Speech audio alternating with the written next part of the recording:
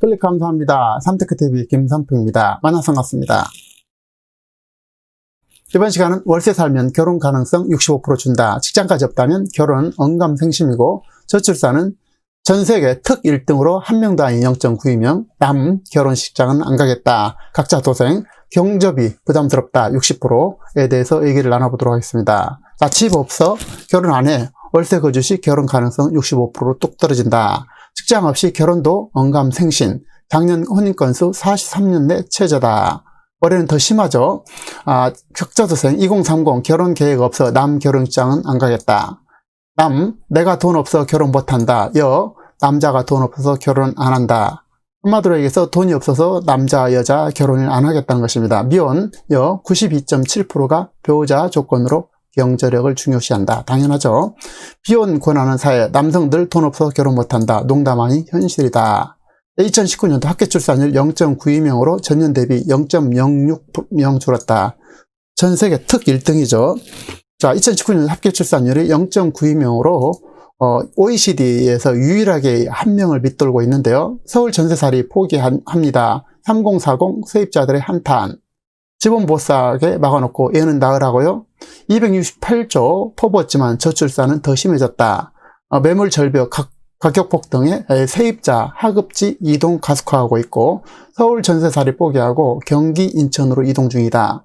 오른 전세가 감당할 기존 세입자가 거의 없고 2년 전 전세보증금으로 경기도 전세값도 어렵다. 입주예정 아파트 반토막, 서울 전세는 내년까지 이어지겠다라는 것으로 예정이 되고 있는데요. 자, 내용 살펴보도록 하겠습니다. 한경련은 주거 유형, 결혼 영향 분석에 따라서 최근 15년간 1,700명을 추적 조사했다는데요. 월세 거주, 자가 대비 결혼 확률이 확 낮아서 전세 결혼 확률도 23.4%나 줄었다는 것입니다. 그렇기 때문에 이제 인구 영향을 주는 부동산 정책이 매우 신중해야 했다 이런 얘기가 되겠고요. 자, 한 통계 자료를 보면 남성의 결혼 비용은 1억 4천에서 1억 5천만 원, 여성은 4천에서 5천만 원이라고 합니다.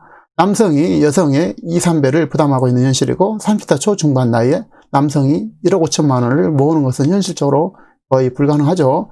도움이 없다면 돈 없어서 결혼 못하라는 말이 농담이 아닌 현실적인 그런 시대에 살고 있는 셈입니다. 한편 자가 거주자는 모든 조건이 동일하다는 조건 하에 결혼 가능성이 18.9%, 월세 거주자는 6.6%로 격차가 매우 컸습니다. 조사기간 100명 가운데 자가 거주자 19명이 결혼할 때 월세 사는 사람은 7명 정도만 결혼한다는 것입니다. 자가 거주와 비교할 때 월세로 사는 사람의 결혼 확률이 약 65.1%가 줄어들게 되고 마찬가지로 전세 거주자의 경우도 14.5%가 자가 거주자 대비 결혼 확률이 23.4% 낮아졌다는 것입니다. 한경련은 거주 형태에 따라 자녀가 없는 가구가 첫째 아이 출산하는데도 영향을 미쳤고 월세 거주자는 자가 거주와 비교해서 첫째 자녀 출산 가능성이 55.7%나 줄었다고 합니다. 전세 거주 시 첫째 자녀 출산 가능성은 자가 거주보다도 28.9% 감소했고 한마디로 해서 돈에 따라서 결혼도 하고 자녀도 듣고 이런 식이 된다는 것이죠. 출산율 통계가 나온 이후 올해부터 인구 절벽에 맞닥뜨리게 된다는 우려가 현실적으로 나오고 있고 주거 안정과 출산 후의 상관관계도 통계로 나타난 것이고 통계청 2018년 기준 신혼부부 통계를 보면 주택을 소유한 부부의 자녀 비율은 64.8%로 무주택 가구보다 무려 56%가 높다는 것입니다.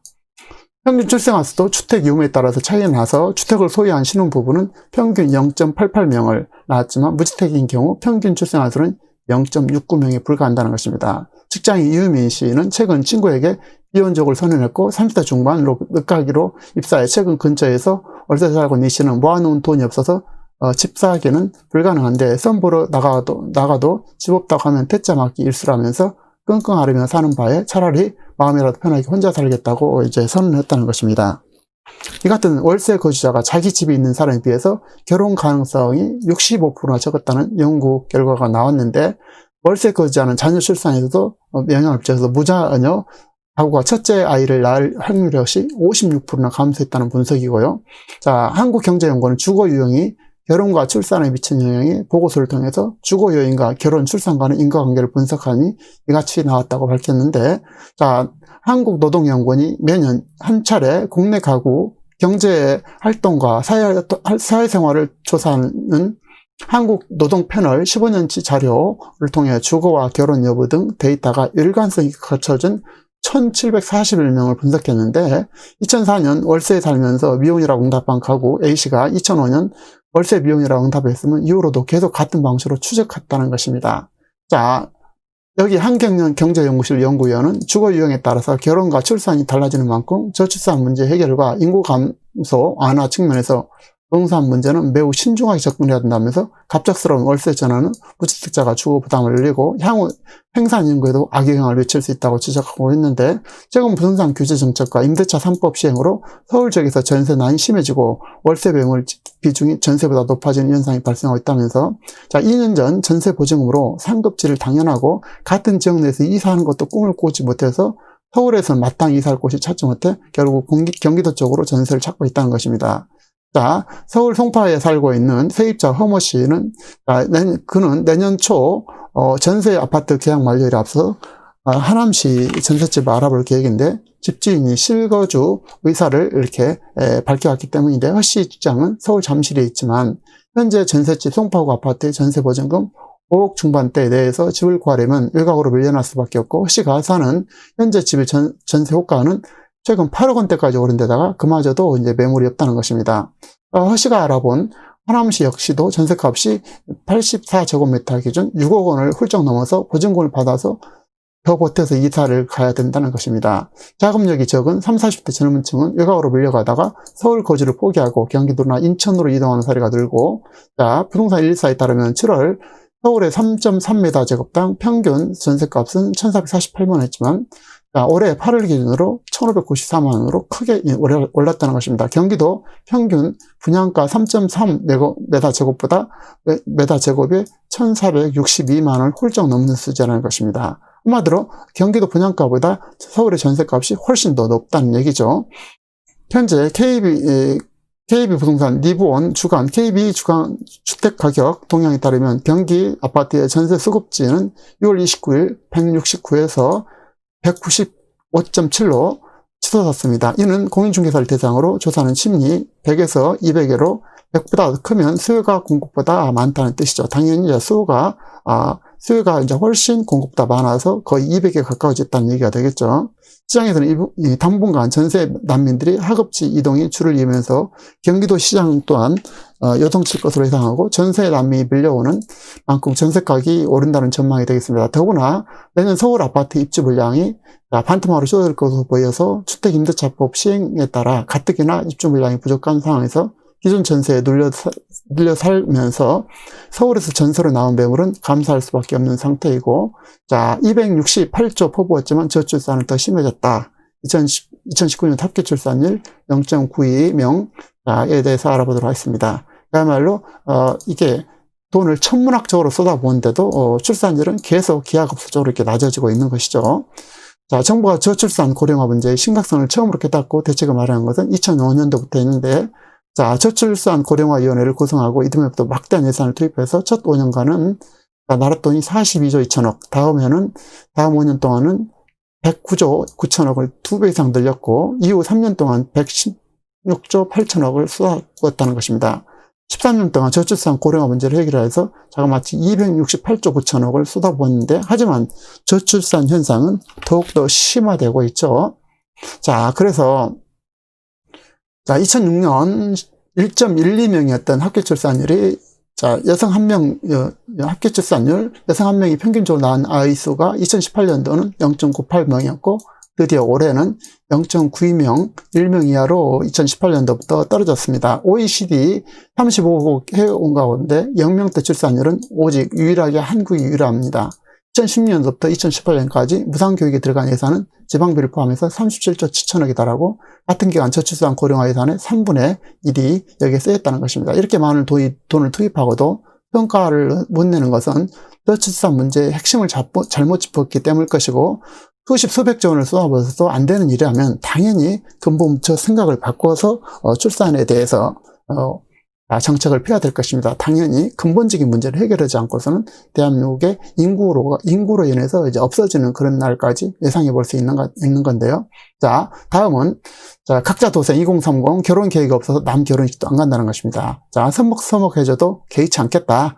품앗이 의식 없는 요즘 젊은이들 친구 친척에게도 10만 원 이하, 옆부서 선배 결혼식에도 안 간다. 각자 도생 세대 만원 비원도 영향이다. 이렇게 되죠. 그래서 다 지금 경주 사업에 있어 굉장히 부담을 느낀다는 것입니다. 특히 50대 이상, 60대는 63%, 무려 60% 이상이 굉장히 부담을 느끼고 있다는 것입니다. 30대도 마찬가지 다 부담스럽지만 특히 60대 이후는 경조사비가 매우 부담스러운 것으로 보입니다.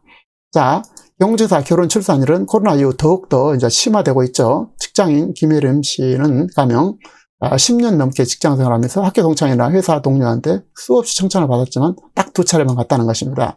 옆부서 선배의 결혼식에 초대받았지만 가지 않았고 축의금도 보내지 않았답니다.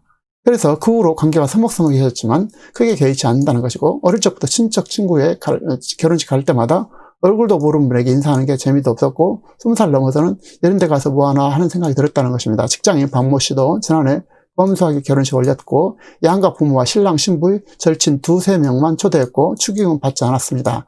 박 씨도 10년 전부터 경조사에 거의 안 갔고 돈도 안 냈고, 박 씨는 경조사를 지나치게 생기는 것은 돈 낭비, 시간 낭비다라고 이렇게 편하게 생각하고 있다는 것입니다. 자, 복잡한 세상을 갖다가 편하게 살자라고 이렇게 복잡한 세상을 편하게 살자라고 이렇게 얘기했다는 것인데, 봄이 막바지로 들어오면서 청첩장을 줄어들고 있는 자, 계절에 따라서 계속 청첩장은 늘고 있죠. 중앙일보 지난 15일부터 17일까지 서울시청 인근에서 2030 36명을 무자결 심층 인터뷰했는데 이들의 상당수가 경조사에 대한 달라진 생각을 읽을 수 있었고, 요건대에 내키지 않으면 굳이 참석하지 않는 거고 주고받기에 크게 개연하지 않는다는 것입니다. 경조사에 참석이 부담을 느끼냐는 질문에 무려 60% 가까이가 부담을 느낀다는 것이고, 그래서 60대는 11명 중 8명이 72%가 부담을 호소했습니다. 특히 이제 60대 이후 퇴직 이후에 매우 큰 부담을 느끼고 있음을 볼 수 있습니다. 다음으로 40대도 20대, 남자는 56%, 여자는 특히 61.4%가 부담을 느끼는 비율이 높았고, 이유는 조금씩 달랐지만 2030 세대는 시간을 빼앗기고 장소가 멀기 때문이라는 것이고, 그 다음에 경조사비와 교통비가 부담이 돼서 50대 이상은 비용 부담이 47.8% 가장 큰 비용으로 이유를 이제 꼽고 있습니다. 어쨌든 설문조사에 응한 74명 중 25명이 가장 부담스러운 경조사는 바로 환갑 그리고 돌잔치를 꼽고 있습니다.